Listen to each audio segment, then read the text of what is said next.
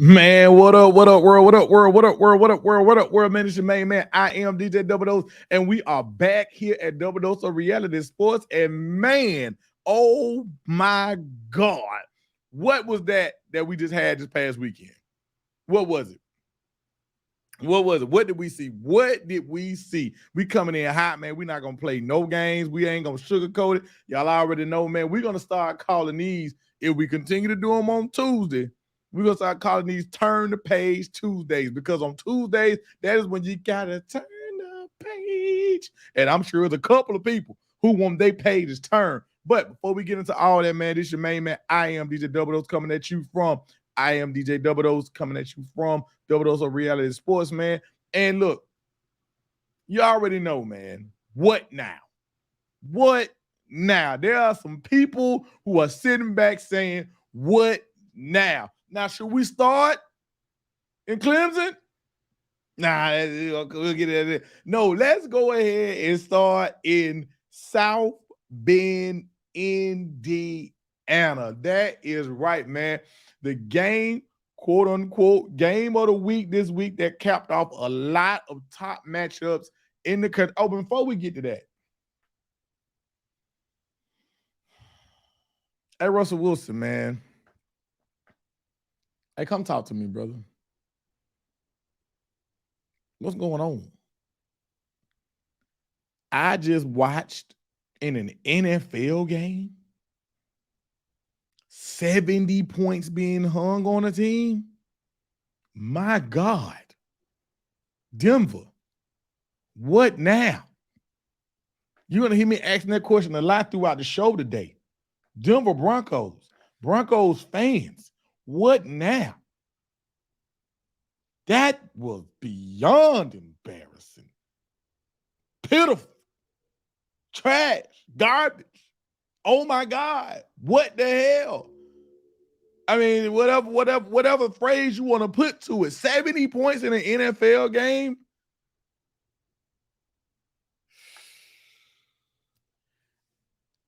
I ain't seen somebody fall off the cliff this fast. I get it, Russ. It ain't your fault. You don't play defense. But my goodness, just my goodness. I couldn't start the show and acknowledge that foolishness right there. I mean, come on, man. 70 points. Miami, y'all looking good. Y'all clicking on all cylinders, man. The Dolphins is clicking on all cylinders. And now that Aaron Rodgers is out for the Jets, that AFC East, y'all keep playing like that. But anyway, we get to that later, another time, another day.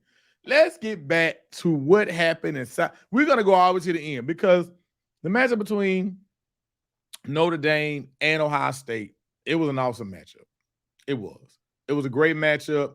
I enjoyed watching the game. It was physical, and it was everything you wanted in a quote unquote heavyweight fight because that's what it was. Both defenses came to play. There was there opportunities missed on both sides of the ball? Yes, there was. But Marcus Freeman, man, how does that happen? I mean, you came out and you've acknowledged it. How does that happen? Yeah, 10 people on the field, man. How does that happen? Hey, man, even if you run the guy out and you take the penalty, they already on the half-yard line anyway. What difference do it? They was already on the one anyway. What the hell difference do it make if you run the guy out late and there's a penalty? Who cares? Replay it. Who cares? It's best to have too many than not enough, as you saw. And I hate that that's the narrative that's coming out of the game is the end because overall it was a great game. It was an awesome game. It was a big win for Ohio State. I thought Notre Dame would actually pull this off. And I was right all the way up until the last 4-5 seconds left. We was all right up until then. But you got to give Ohio State credit. They went up there. They never gave up. They fought. They fought until the very end, and they did, and they pulled it off. I mean, you gotta tip your hat. Ryan Day was pissed out of the game. He wanted to go with old man Lou. Ryan Day, brother, it's Lou Holtz, man. It's Lou Holtz. Why'd you letting something that Lou Holtz said bother you, brother? What are you going through? Really, Ryan? You wanted to attack the old man? Come on, Ryan Day, man. You better than that. But I understand when you got your fan base riled up. You know what I'm talking about? I mean, everybody that's fooling with you, they fool with you. So before we leave this game, what now? What now for Ohio State? This was one of the ones people thought that they would stumble with. Quarterback, he showed poise in the end. I'm not gonna say that he's CJ Stroud or he's but in the end he showed poise and he handled his and he did his thing, man. So you got to tip your hat to Ohio State. Notre Dame, what now for you?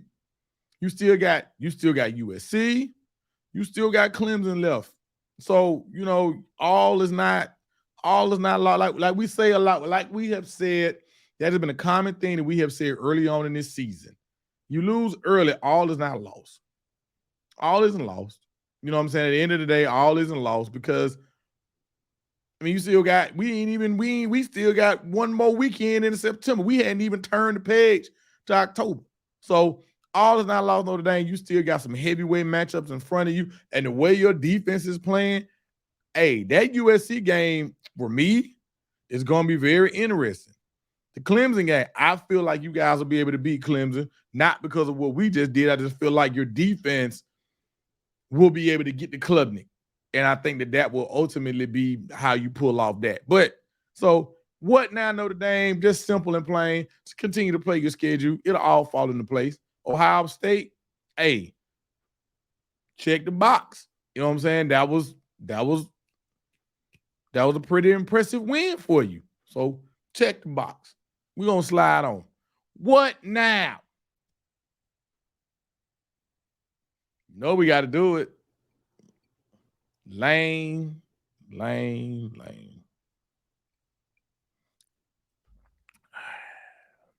Lane, the common thing going to this game was, if you don't do it now, you'll never do it.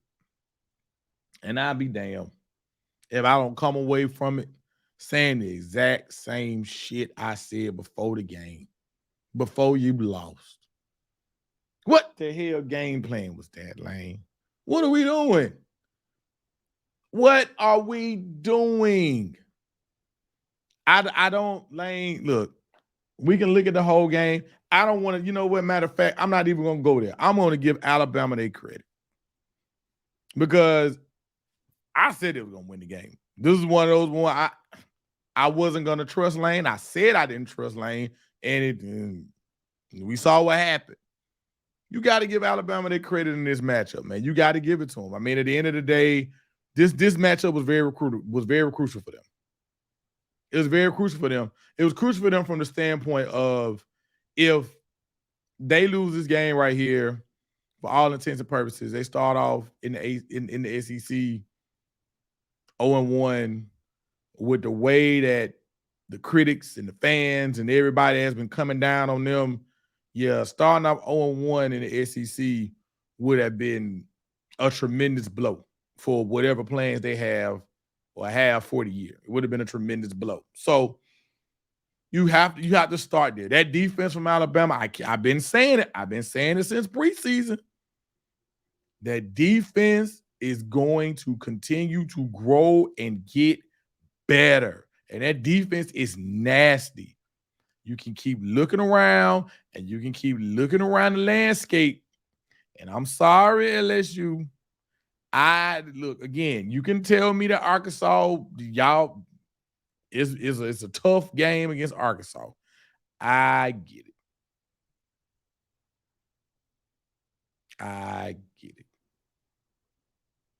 But I also get and understand that you got to go to Tuscaloosa. And Alabama's defense looks up to par. Now we'll see as the weeks go on. That game is way in November. So as the weeks go on, it's a long way down the road. But you have to, and if you are, let me pose a question. No, we're gonna clip it right here. Let's pose a question.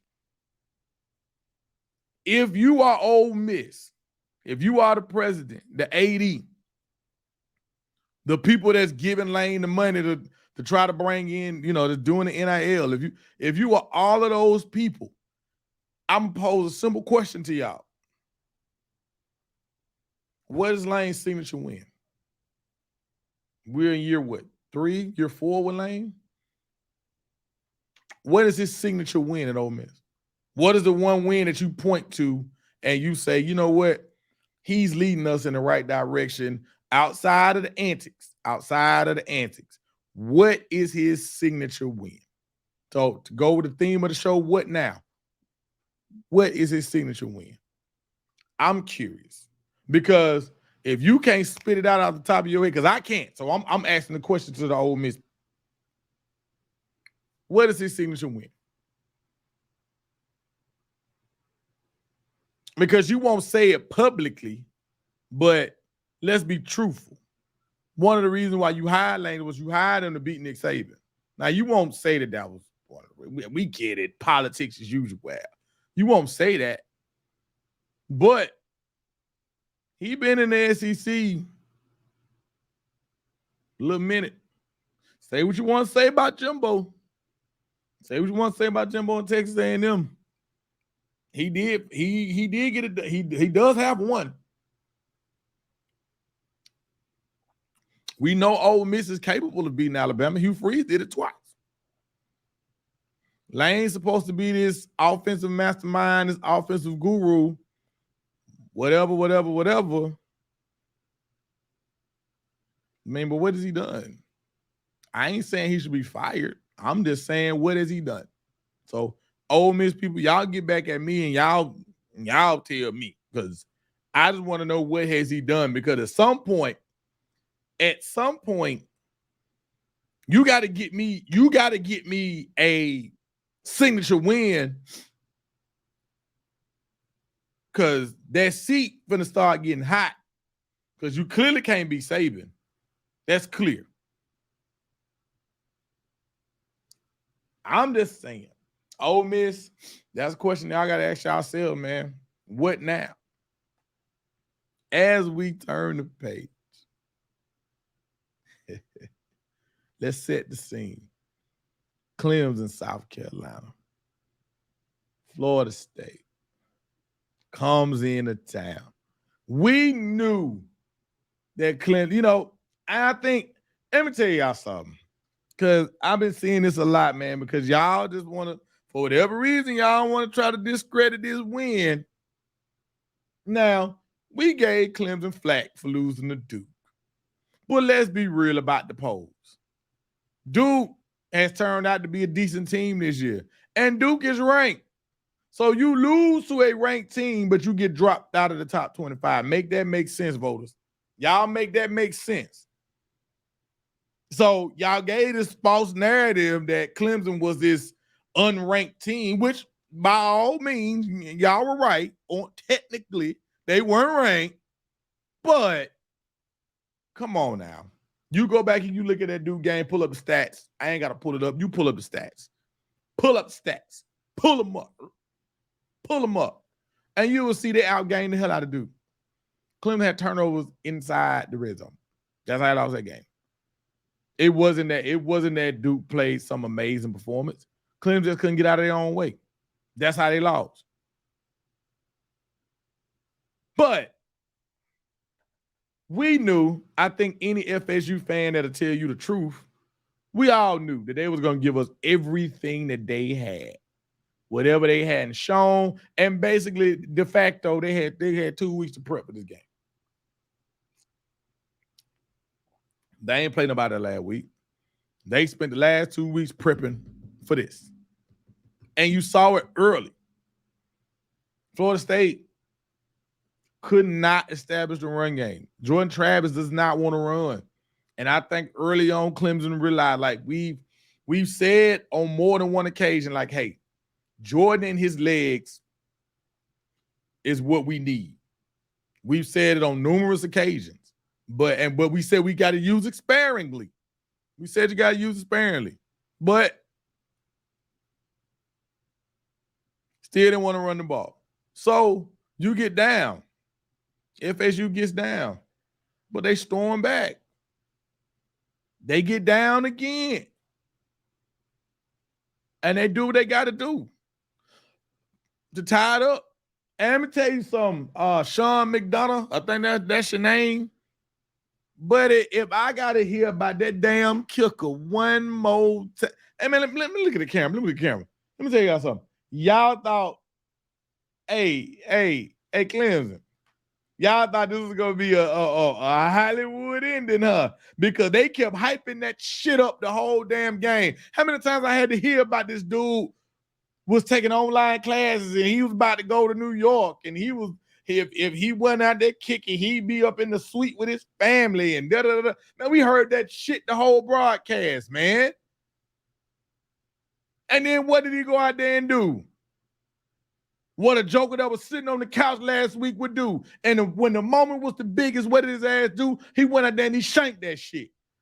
And that's what y'all get, Dabo. Blame yourself. You the one that sat around there and tried to play that game for a damn field goal for a Hollywood end. Yes, you did. You did. You wanted because what you say, Clemson was built in God's image and likeness. Those are your words, Dabo. Your words. God's image and likeness.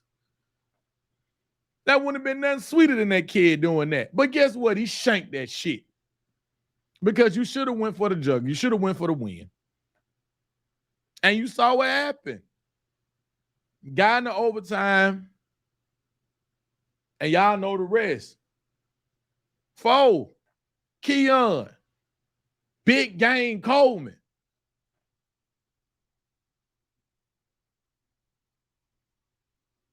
Ball game. 7 years, streak over. You feel me? Now, what now? We're going to pose 2 questions on this and we're going to move on. What now? What now for Clemson? You got 2 losses in the ACC. You're 0-2 in the ACC. But you got Miami and you got North Carolina on your schedule. What now? Do you fold? Because of that team that was on the field against FSU, if it still shows it, because a lot of guys on that team are young. The main contributors are young. So I don't think they're gonna lay down. I don't think they're gonna quit on the season. You still can play spoiler. That's what you can do from this point. When you don't get to play Louisville, but you do got North Carolina, you do got Miami on your schedule. What now? And what now for Florida State? 2 things, and we can get up off Florida State because we still got to get to Colorado. Sheesh. Jordan got to get healthy. Jordan Travis has got to get healthy as much as he can within the season. However that, whatever that is, however that looks, you got to get healthy. Number 2, we have to figure out an offensive line combination that's going to be able to do both. Because right now, we're good in pass pro. We're not that good at run blocking. And the running game is suffering. 3rd, Jordan, start feeding the guys in the slot. I mean, we love Keegan and we love Johnny. And they are making amazing catches. But eventually, they're going to continue to be doubled, and teams are going to continue to dare you to take the underneath and take the slot routes. Continue on. Now, let's get to Eugene, Oregon. Now, I'm not going to say it was an embarrassment. No, because I think we all expected, a lot of us that really, really watch it, we kind of all expected Colorado to lose this game. But I'm just going to say something, man. And it may not, come out the right way. But I'm going to tell y'all something, man. I don't have no problem with what Dan Lanning said. It's football, people. It is football. He had to do whatever he had to do to get his guys motivated and get them to the point that they knew that this game was completely serious and he didn't want them to lose focus. A lot of people want to, put the the undertones to it. The hell with that. It's football. You can agree with it or not. You can get mad at me. That's fine. But it's football. It's football. And let's be real. Deion, the big boy, he know what comes with the territory. When you talk shit and you put it out there and you brash and you cocky, everybody gonna come for that head. Everybody gonna come for it. But please believe the reason why I'm coming at it from that angle is I'm coming at it from that angle because of this. Deion got a team for the transfers right now. That ain't gonna be the case probably in another year or two. He's still gonna bring in transfers, but you're gonna start seeing him bring in more and more and more of his type of players that he recruits. And if you think for 1 minute, like he said in the first of the season, I got receipts, I keep them. You think for 1 minute, just because Colorado goes to the Big 12, somewhere down the line, he's not going to make sure that they schedule Oregon for an out-of-conference game? Shit, you out your mind.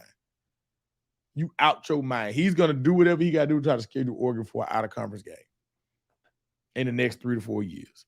And you best believe, if he get a chance to run that thing up, he going to run that thing up. So, for everybody who's looking at it from, I guess, the undertone, y'all know what I mean by undertones. If you're looking at it from that angle, stop it. It's football, man. And at the end of the day, kids talk shit. Because if you go back and you look at the footage before the game, hey, Colorado was out there scrubbing their feet on the O, talking their shit before the game too. Let's be real now. You can't. Look, it's football. Deion gonna give it back. Hell, he gonna give it back to somebody this year on the schedule. It's gonna be somebody that's gonna show up and Colorado gonna whoop their ass and Deion gonna run the score up. So it's football, man. It happens. But at the end of the day, man, you have to look at it from that angle. It's football, man. Things happen, man. I ain't got nothing against Landon for saying what he said. He was motivating his damn team. He was motivating his team, man. It's football. So as long as you understand that, you're going to be all right. You're going to be all right. So before we get out of here, man, just understand that in college football, man, we are officially, September ends this week. So we'll be out of September. It come fast and it go quick. That means we ain't got but 2 more months left. So just enjoy it, man. Hopefully your team is doing what it is that you expect them to do. And if they ain't doing what you expect them to do, you still gonna root for them anyway. So it's gonna be all right, man. So this is kind of like a mild show. It's no need to be, like I said, Florida State was on a business trip. Act like we've been here before. 7 years. We unleashed that. If you follow me on my socials, I unleashed all of that. You feel me? So with all that being said, man, always remember to live, laugh, and love, man. Live your life to the fullest. Love on the people that love you back, and find you something to laugh at each and every day, man. And we out.